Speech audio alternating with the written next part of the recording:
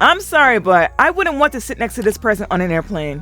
Yes, she's right. Airline seats are too small, even for thin people. So for her to say that she shouldn't have to pay for an extra seat or two doesn't make any sense. Just because you have the armrest up doesn't mean it's going to stop the fat rolls from leaking over into another person's seat. Plus, you be the one disrespecting others by letting your fat leak into another seat you did not even pay for. If I was her, I would seriously consider losing a lot of that fat, so I'd feel comfortable sitting in an airplane seat. In the meantime, if I had to travel at her size, I would probably buy a whole row of seats for myself so I didn't have to worry about someone sitting next to me.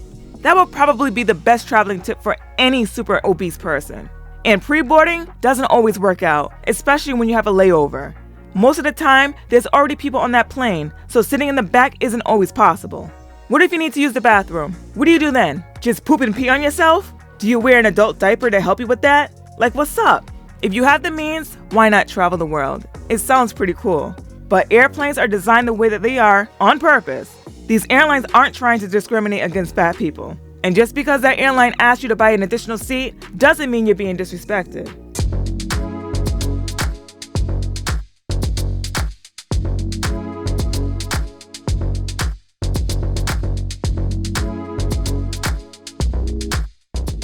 The captions start off by saying, some fat positive truth people can't seem to grasp. Alright, let's go through them. Fat people can be healthy, but how fat are you?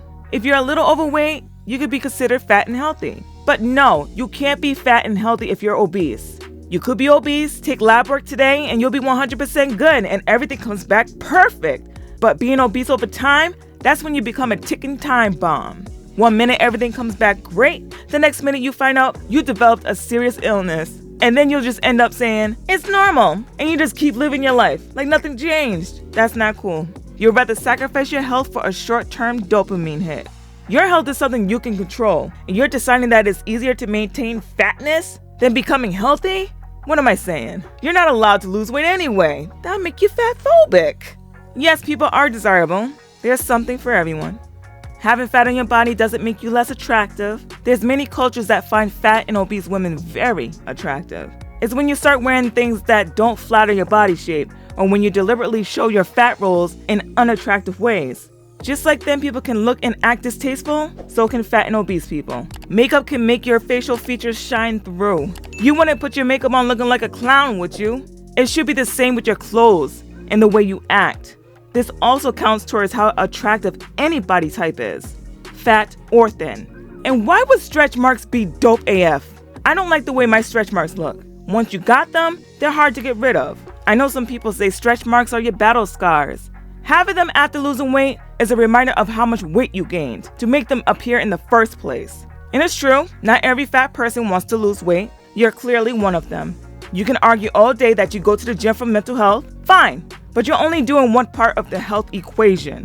You need to watch what you eat, strengthen your mental health, and move your body more. Not wanting to lose fat and get to a healthier weight is very selfish. You not caring about your health means you don't care about the people that love you, the people that depend on you. That's very selfish that you're willing to throw away all of that to eat the whole cheesecake and 3 large-sized meals from McDonald's.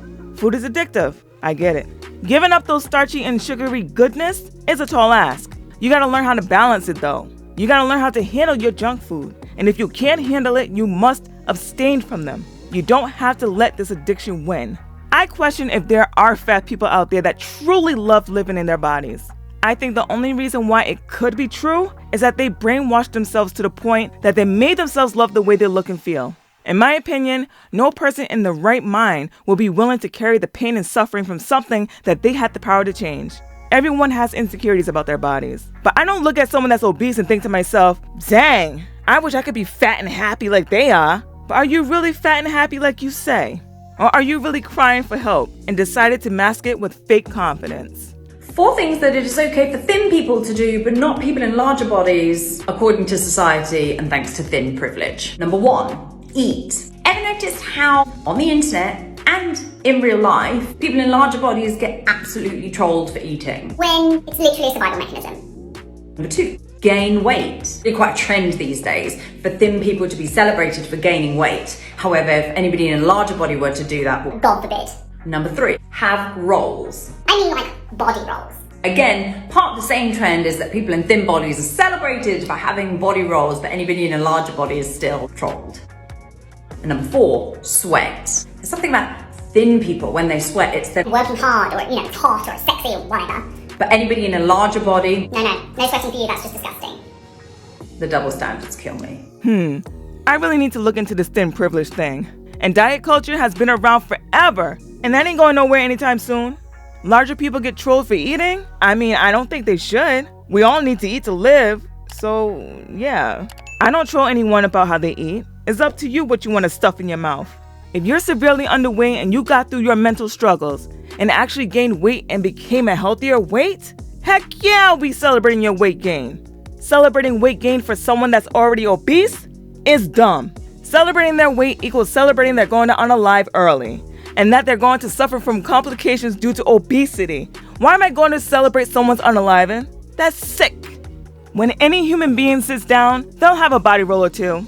Body rolls are completely normal. Now, if you're wearing clothes and your body rolls are hanging out of them, that's not good. It makes you look sloppy if your fat rolls are just flopping out everywhere. Being bullied for that though? No, that ain't cool. I'm the type of person that may look for a second, but then turn away and keep it moving. Kids, on the other hand, have no filter. Can't really control what comes out their mouths. Just be mindful about how your body looks in certain clothing. You wouldn't want to walk around with a booger hanging out your nose and crust in your eyes in public. Look presentable. People judge books by their covers. Sweat doesn't look sexy. It's smelly and disgusting. Is this some sort of weird you know what I'm gonna say. I don't know what people see in others with dripping sweat, looking like they just came out the shower and didn't use a towel to dry themselves off. I just don't see the appeal. For me, thin, overweight, and obese bodies are all deemed unattractive while sweating. I don't know what this person is talking about. There are no rules against who can do these 4 things. I don't know. What do you guys think?